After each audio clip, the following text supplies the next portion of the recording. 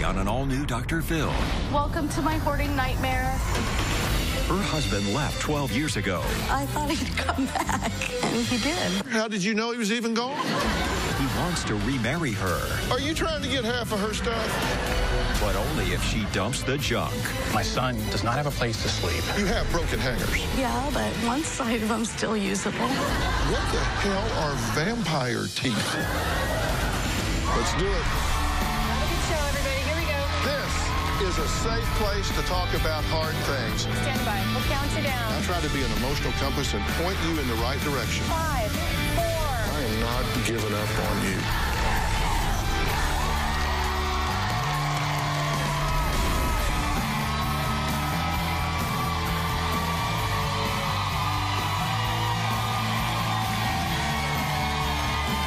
Hey guys, how are y'all?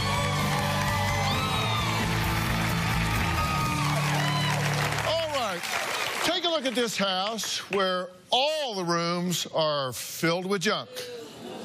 Yeah, well, my guest Kelly says this just isn't junk at all. It's her collection of useful and valuable things, such as ceramic shoes, baby clothes, receipts from 16 years ago, unopened, expired boxes of cereal, empty plastic water bottles, torn underwear, and get this, plastic bags filled with plastic bags.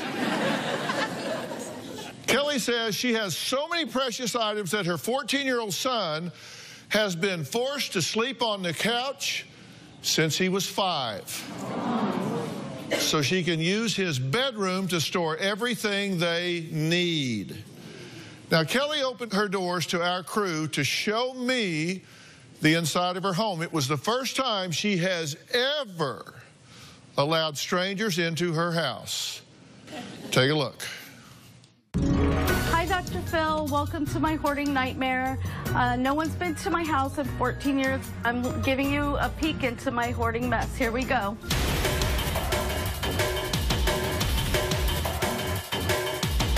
This room back here is what used to be my son's toy room and playroom, as well as to the left is a desk where he used to do his schoolwork. But because you touch one thing, or sometimes things just end up falling by themselves, I used to think there was a method to my madness. This is our kitchen. The cabinets are so full of stuff that even the clutter has spilled over to the countertops. I have stuff up there that's 5+ years old. I don't like wasting things. I feel like there's a lot of things in this house. There's a new pot and pan set that I bought. I bought this at least a year ago, and it's still sitting here. This bike I bought for my son about 1.5 years ago, and it's still here. He hasn't been able to ride it yet. This is our computer room, and you can't even get into the room. It's behind the door. I'm not even sure everything that's in there. The floor in the hallway is covered with stuff, and the door jams all the way back to the hallway. And even this closet right here, as you can see, stuff falls down, falls out of it. I'm always afraid to open it because I don't know what's going to come tumbling down on me. Some stuff has been here for as long as we've been here. We moved into this house in '97, so who knows what's way back in the back of this closet. I'm not even really sure. Okay, now, get this. Kelly and Richard are here together today. Now, they were married once before, but Kelly's hoarding tore them apart. Now, 12 years later, after Kelly promised to dump all the junk, they're set to walk down the aisle again. Now, I've always said, once you get out, stay out. But they're set to do this again. Slow learners or big love? I don't know. But Richard says nothing has changed. He's given her one final ultimatum. Either get rid of your junk or me. Take a look. Kelly has a very terrible hoarding problem. It's been going on for many years now. I'm very tired of her choosing her stuff over a quality of life. I don't know why she thinks these things are so important to her.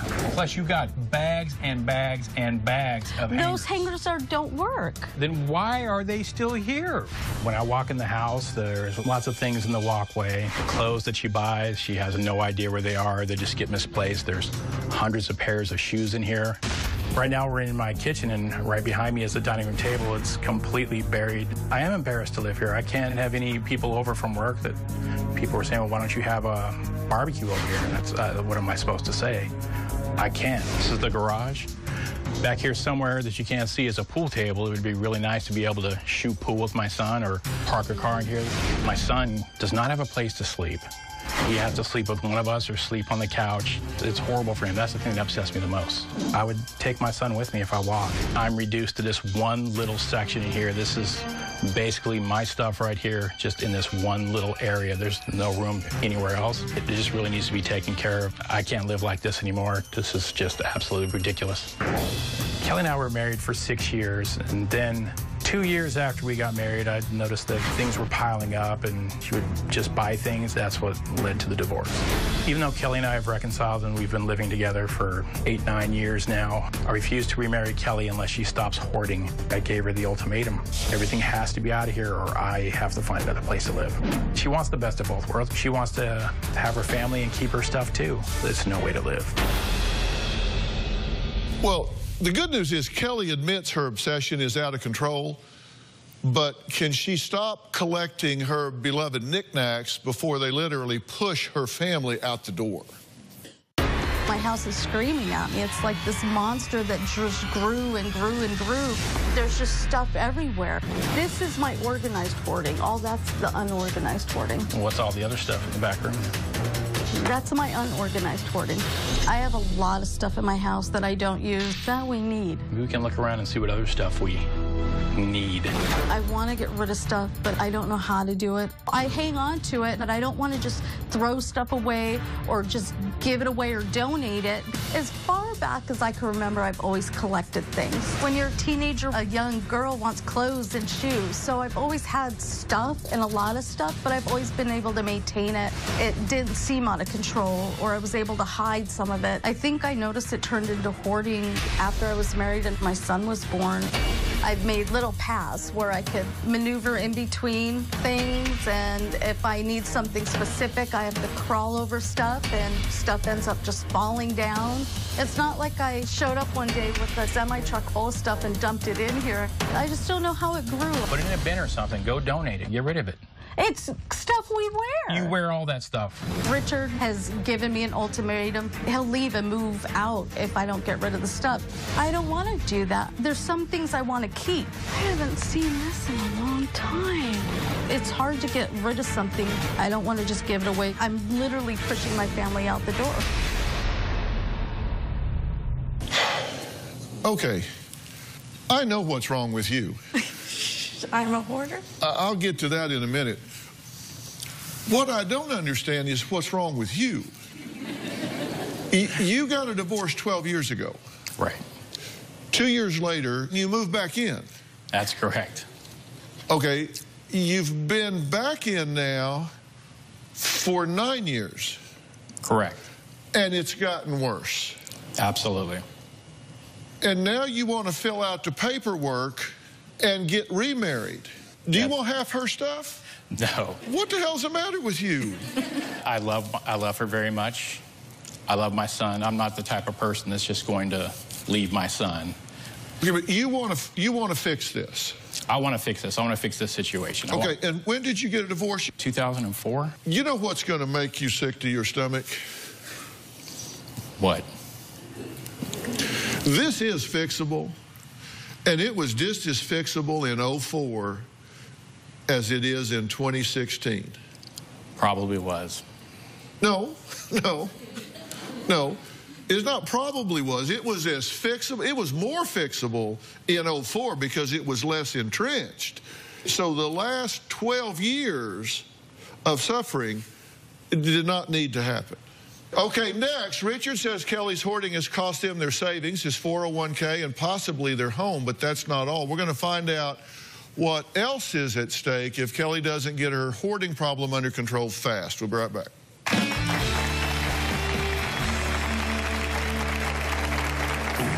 She hoards pretty much everything. I keep bags because I think I'm going to use them. Store bags, plastic bags. Keeps every type of gift bag to reuse. So there's hundreds of these around. They're so pretty that I didn't want to use them. And later, I asked Richard to just bring some things. I don't think you need gloves for it. I know some things you don't know. What the hell are vampire teeth? Tomorrow on an all-new Dr. Phil. Is her daughter being controlled by her best friend? She will tell her, you are stupid, an idiot. You said, I admit I'm verbally abusive. I like to yell, but it's just out. You're a bully. You have 2 children. Custody of neither. I would like it if we did not talk about my children. I'll bet you would. Yeah, I would, because it has nothing to do with Cheryl and I. I think it has everything to do I don't with it. think it does. You can be as condescending with me as you want. You don't intimidate me one bit. That's tomorrow.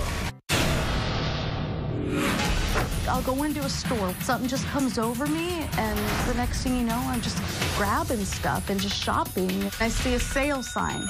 Woohoo! Something just changes in my body, and I walk out with 5 or 10 things. You know what I like about shopping? It doesn't take any brain activity to shop. You just go and you're lost. You're in like La La Land. It's like an escape.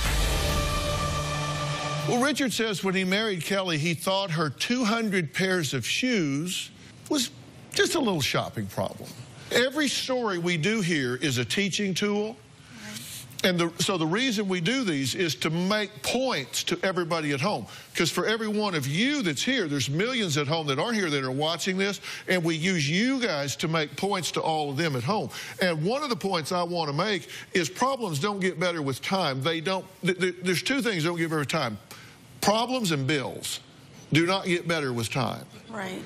And this problem has not gotten better with time. You just didn't deal with it in 04. Why not? You let your marriage crumble rather than deal with this. Why? I didn't think it was a big deal. Oh, your husband is packing his ass up and moving out and serving you with divorce papers, and you thought, well, I just didn't think this was a big deal. Well, I thought he'd come back. And he did. Well, you got me there. Did you even know he was gone for a year? How did you know he was even gone? Well, I didn't. He's got to be here somewhere. I didn't think the hoarding would get worse. It got bad enough for him to leave. Have you been to other people's houses? Of course. Do you notice that you look around and there's like countertops and floor space and chairs to sit on? And beds to sleep in? Yeah, and so you notice that, and then you come back and look. Do you say, wow, ugh, wow, ugh, wow, ugh? I do. Do you do that? Do you come home and go, this is not okay? I do, but then I'm too embarrassed to tell anybody, and on a whim, I wrote this show, and now the whole world's gonna know. So. Oh, hell yeah. Yeah, count them. There's 1, 2, 3, 4, 5, 6, 7 cameras here, all looking at you. Kelly says now it's impossible to get rid of her things because she needs them all. Knickknacks. You have like 10,000 things like this lying around the house. I keep a lot of stuff. Things that I keep or collections are shoes, purses. I keep tags from clothes after we take them off to wash them or wear them. What if I need to return it? I even have a poster of Michael Jackson and John Stamos somewhere from when I was a teenager. I mean, my God. She hoards pretty much everything. How many hangers do you have? Not very many. About maybe, what, 2,000? But just the random odd things, it's baffling. I keep bags. I think I'm going to use them. Store bags, plastic bags. Keeps every type of gift bag to reuse. So there's hundreds of these around. I used to collect gift bags. When I buy them, I have the intention of using them. But they're so pretty that I didn't want to use them. I would say 90% of all the things that she has purchased have never been touched. They're still in boxes. They still have tags on them. 7 or 8 years ago, we decided to get a storage unit to see if that could help her hoarding problem. So we unburied most of one room, put it in the storage, and we're paying $150 a month to store stuff that to me is worth nothing. If we don't use something, to me it's worthless. To her, it has all this value and it's so important. I don't want to just get rid of something when it has value. Okay, so you're paying to store this stuff now? 7 years of paying $150 a month for things that aren't even worth a tenth of that. Not even worth anything to me. Oh, well, let's talk about some of the things he's storing. Boxes of baby formula. Ceramic shoes, sticker book collection, plastic bags, coupons, expired medication, plastic water bottles, bags of new clothes, shopping bags, plastic cups, aluminum foil, broken hangers, plastic hangers, gift bags, wicker baskets. Wait a minute. Did you say broken hangers? Well, yeah, but one side of them's still usable. All right, now it sounds stupid that I said it out loud. You've got baby clothes for a girl. Well, do you yeah. have a daughter? No, I thought we were going to try for a baby, and I thought I'd have a girl, and then we didn't. So then after I had some health problems and had treatment, I thought maybe we would adopt, but we can't adopt because I have stuff in the house, and now we don't want another kid right now. But, yeah, I have a lot of baby girl clothes. So... Do your ears sometime get shocked at what your mouth said? Well, yeah. Because sometimes you hear things for the first time when you say them, right? When I say, now that I think about it, with the broken hanger, well, yeah, that sounds ridiculous. I asked Richard to just bring some things. I don't think you need gloves for it. You're paying $150 a month to keep this bottle. Yeah. It doesn't even have a lid. And later, I could have a truck backing up to your house and right now. And I don't want that. That would be devastating to me. There's stuff I still want. And they could be in there shoveling that stuff out as we speak.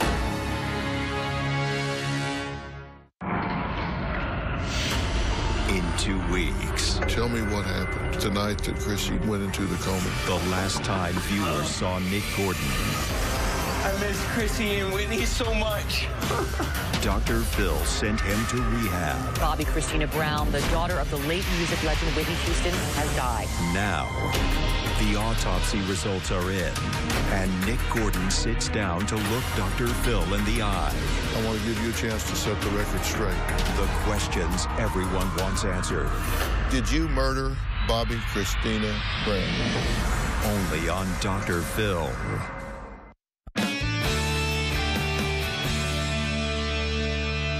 I asked Richard to just bring some things that you have saved.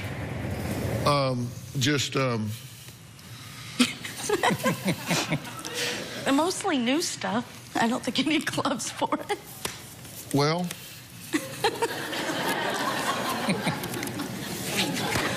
I know some things you don't know. No, that's not. This one's falling good. apart. Some jeans. Can you fit in these? Well, yeah, I thought we could sell them or something. Or here's a shirt, still got the tag on it. Do you know when you bought this? No. You don't know. Hanger? Yeah. And you've got how many hangers? A lot. That one on the floor, I think, is the broken one he was talking about. Yeah, right. Here's something. A package of parachuters. Well, yeah, when my son was younger and... How old is he? 14. When he was younger, I wanted to be that parent that gave goodie bags around Halloween to all of his friends in class. So I bought lots of Halloween stuff. But So you've had these like 10 years? A long time. Unopened? Clearly, yeah. Did you ever give them away? No, I gave other stuff instead. So why did you buy these? Because I thought I was going to use them. But then when you didn't, why did you keep them? Because I figured I'd use them later. This is later. Well, they're valuable. They cost $1. It says right here they cost $1. If I get rid of them, then it's money I'm throwing out the door. I thought that I would recycle. But you don't recycle. Well, my intention is to, because it's money, it's value. Not if you don't recycle. Well, you're paying $150 a month to keep this bottle. Yeah. It doesn't even have a lid. Yeah, most of them do. This one doesn't. This bottle does not have a lid, and you're keeping this bottle. Oh, my. Oh, here's something. Are you short on pans?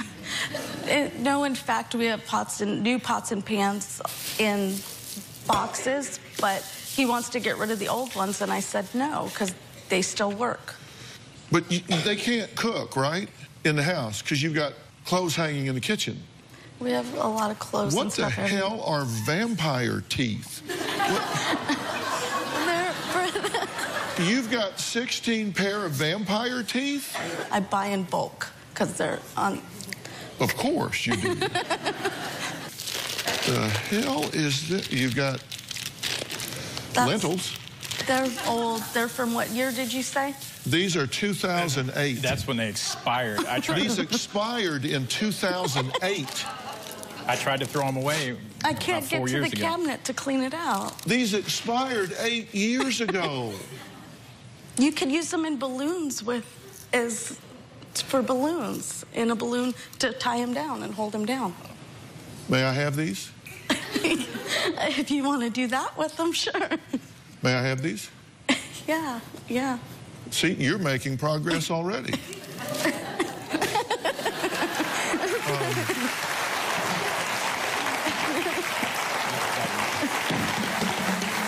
Oh, boy. What is this? It's our old DVR, but it has shows on it that I want to watch. Perry Mason? What do you mean it has shows on it you want to watch? Well, we hook it up to this little old TV that I have, and then I could play old shows that I recorded that I still want to watch. So what's on it? A bunch of... Boy, you had a really good chance to say the Dr. Phil show, and you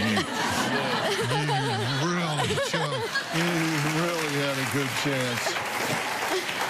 Yeah, I'm sure that's on there, too. Oh, I'm sure it is. Yeah, too late now. Kelly and Richard's son has never had a friend over. He sleeps on the couch. He does his homework on a tray on his lap. Now, we're going to hear from him when we come back.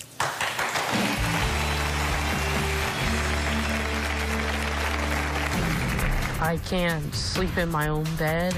I don't have my own room to play video games. I have to either do homework on my lap or on a TV tray in the living room. I've never had a friend over before.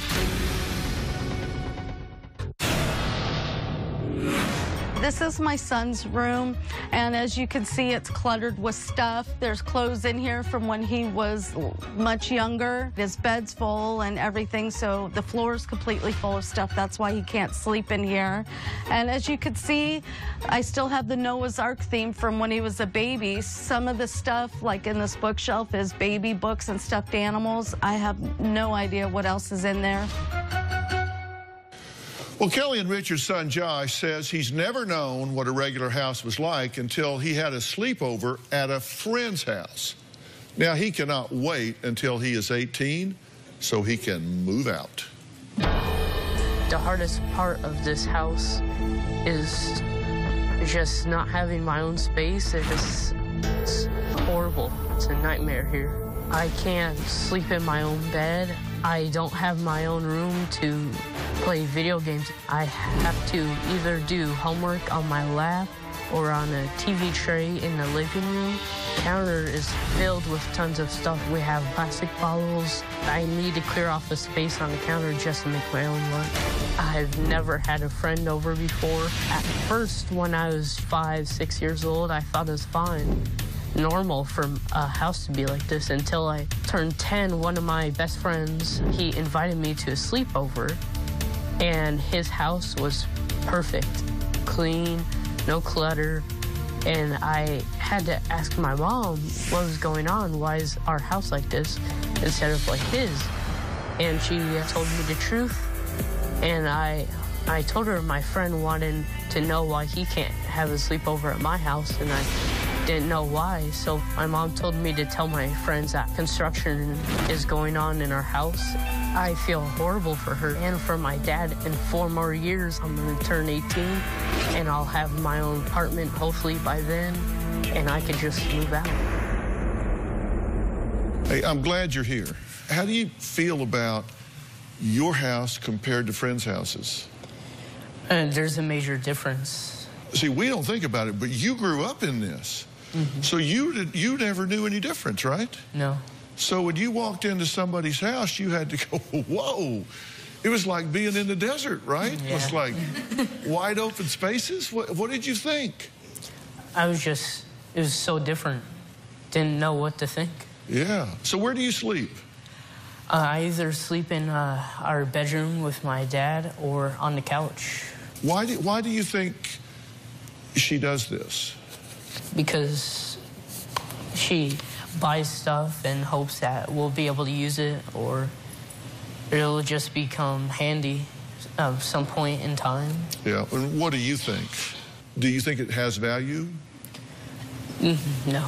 There's some good news here. You don't have to wait till you're 18, because this is going to change now. Yeah. I've kind of made light of it because, frankly, I find sometimes if we can kind of laugh at ourselves, sometimes we're not quite as defensive about it. Right. So I'm really, frankly, trying to manipulate you by disarming you a little bit. Okay. Because I feel if I can kind of get you to yuck it up, you're not going to take it so hard when I absolutely rip this out from under you. I could have a truck backing up to your house and right I don't now. want that. That would be devastating to me. I could have a truck backing up there right now with a crew of 6, and they could be in there shoveling that stuff out as we speak. I wouldn't be happy. But it would be clean. Well, the stuff would be gone. But And then this would all be over, right? well, Wrong. there's stuff I still want, and I want to know why I do what I do. I don't have a truck with 6 men. Thank God. Okay. But I'm going to expect you to do it when I answer your questions as to why you're doing it. Okay. I wouldn't do that because that would be a violation, and it's not about the stuff. You need to understand why you're hanging on to this stuff. Right. You know, there's another name for hoarding. It's called disposophobia. You have a fear of disposing of stuff. And phobias are anxiety-driven. We'll talk about that. Next, after initially speaking with Kelly and seeing pictures of her house, we thought it might be a good idea to have her home tested to see what this family is really living with and breathing in. We'll talk about that when we come back.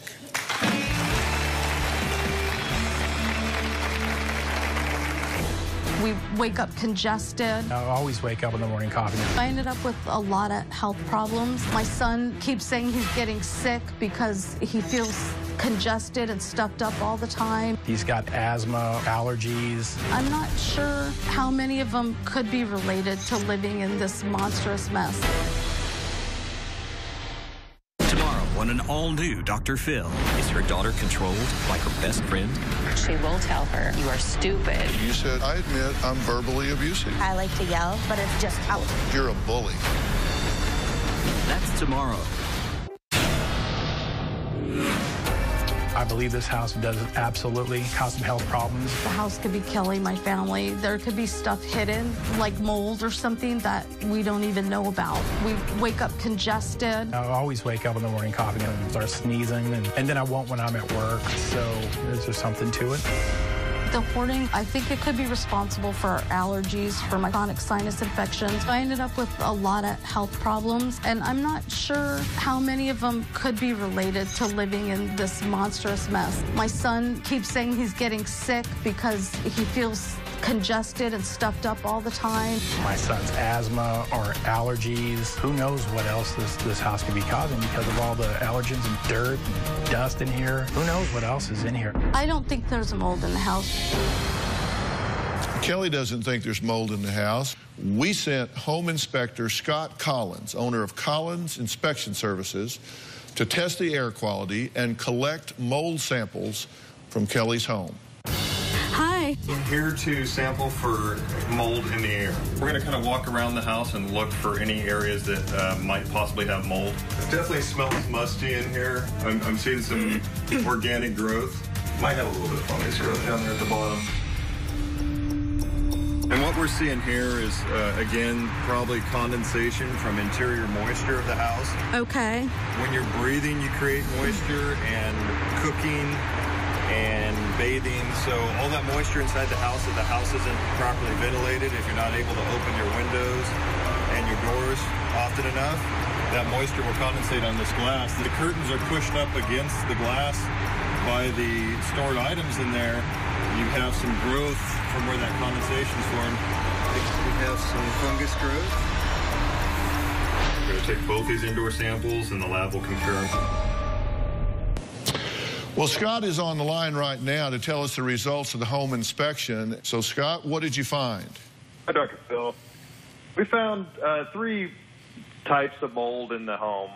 Basically, as you might have saw in the video there, we had mold growing in the bathroom window, on the curtains in the living area, and the air samples were representative of that. There was another species of mold, or 2 other species of mold that potentially showed up. They're hard for the lab to determine which one it is, so it's one or the other. It's Penicillium or Aspergillus. That was, and then on the windows and the glass we had Cladosporium. Cladosporium, as I've seen in research, that it's a trigger for asthma.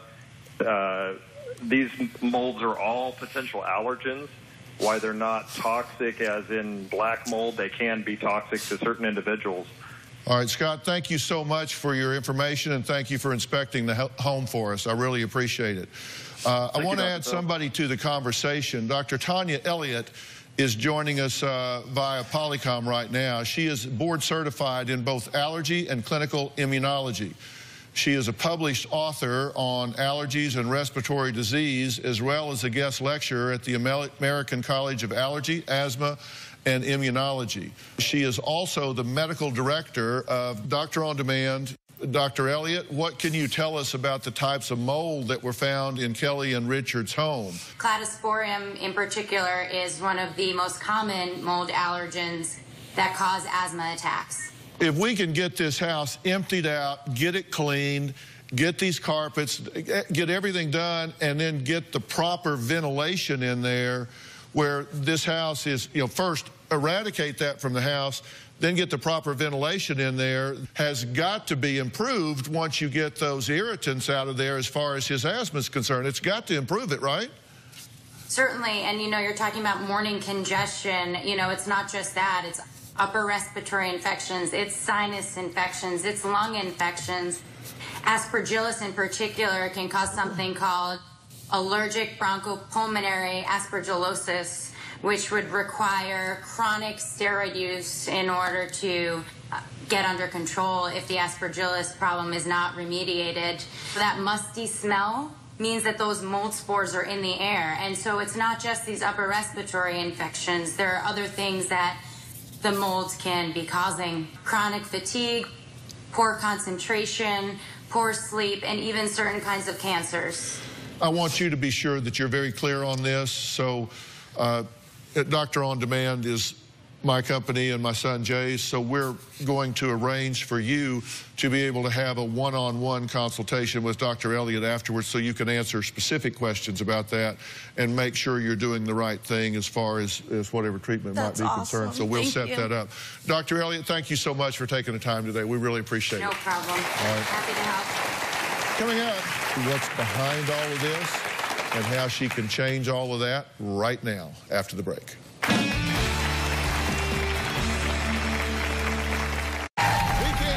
show without you, our studio audience. If you are going to be in the Los Angeles area and you would like free tickets, go to drphil.com and click on Be in the Audience. Or you can call 323-461-PHIL.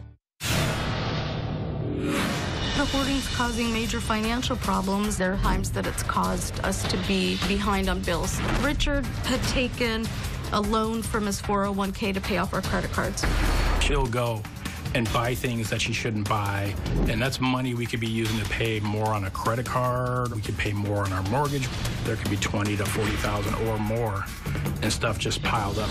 If the hoarding continues, we will eventually will not be able to afford the mortgage. We need to refinance our house, and we can't because someone can't come in and appraise it. They have to come inside to do an appraisal. How can I have someone come in to appraise the house? What are they going to appraise? They can't see anything. If I don't get rid of this crap and stop hoarding, we'll lose the house.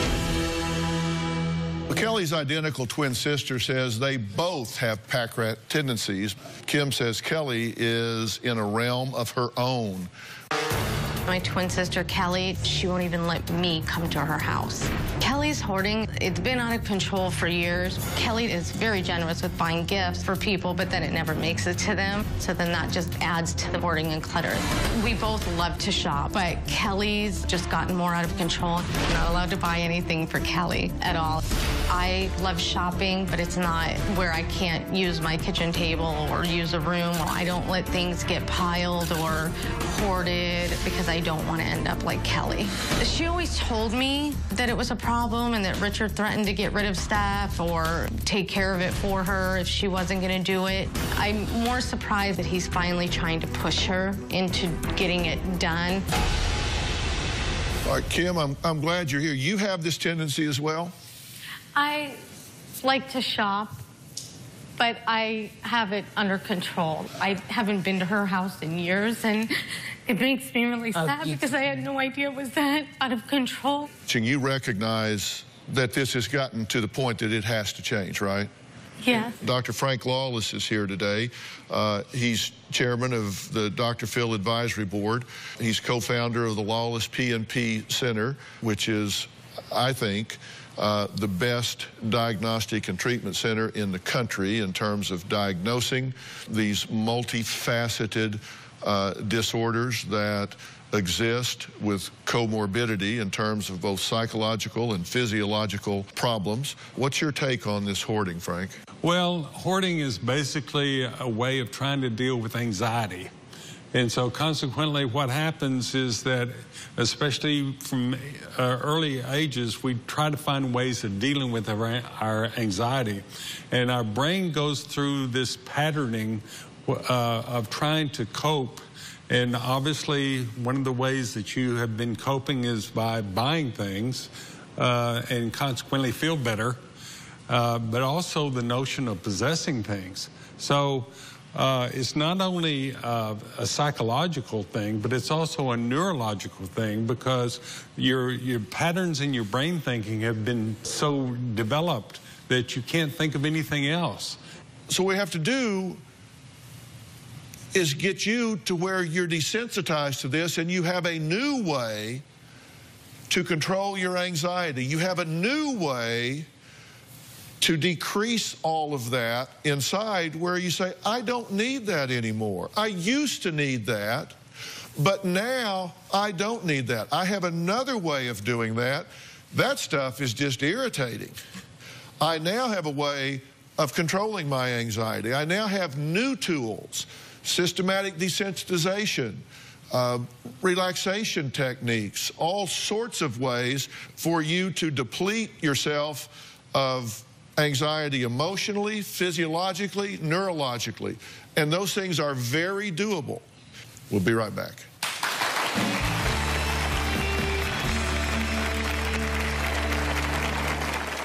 Want to know what's coming up on Dr. Phil? Visit our website and subscribe to our email newsletter. You'll get weekly updates, life strategies, and exclusive video that you won't find anywhere else. Plus, on drphil.com, you can see sneak previews of upcoming shows. Log on today. Earlier, I had you talking to Dr. Elliott on Doctor on Demand.